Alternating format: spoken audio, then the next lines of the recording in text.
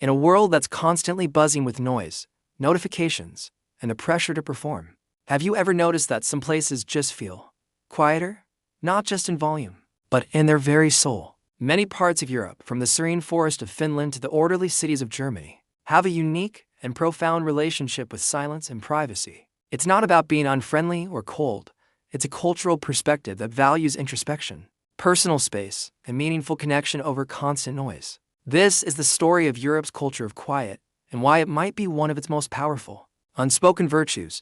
This comfort with silence has deep historical and environmental roots. In the Nordic countries, for example, the long, dark winters and vast, sparsely populated landscapes have fostered a culture of self-reliance and introspection. When you're surrounded by the quiet majesty of nature, you learn to find comfort in your own thoughts. In Germany, the emphasis on order and precision extends to social interactions. Unnecessary small talk is often seen as inefficient, and silence is interpreted not as awkwardness, but as a sign that someone is thinking carefully before they speak. It's a culture that prioritizes sincerity over superficial charm.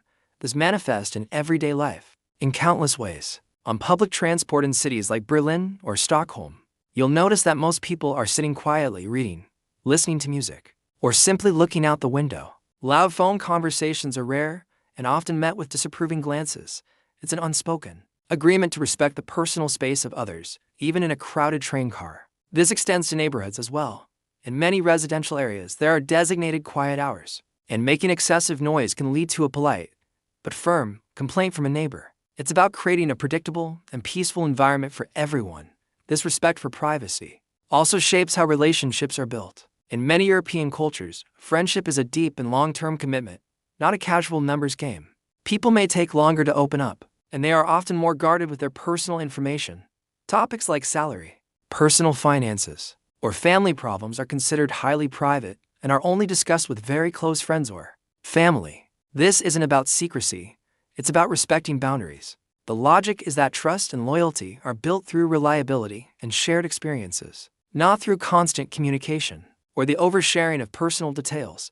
This cultural preference for quiet and privacy has a profound impact on society.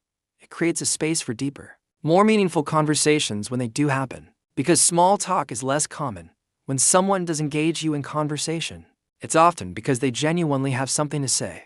It also fosters a greater sense of personal responsibility and independence. And in a world struggling with digital burnout and the constant pressure to be on, this European embrace of silence can feel like a radical act of self-preservation. It's a reminder that there is value in quiet contemplation, that personal boundaries are a form of respect, and that sometimes the most powerful connections are the ones that are built in the calm spaces between the words. It's a different rhythm of life, one that finds strength not in noise, but in the richness of silence.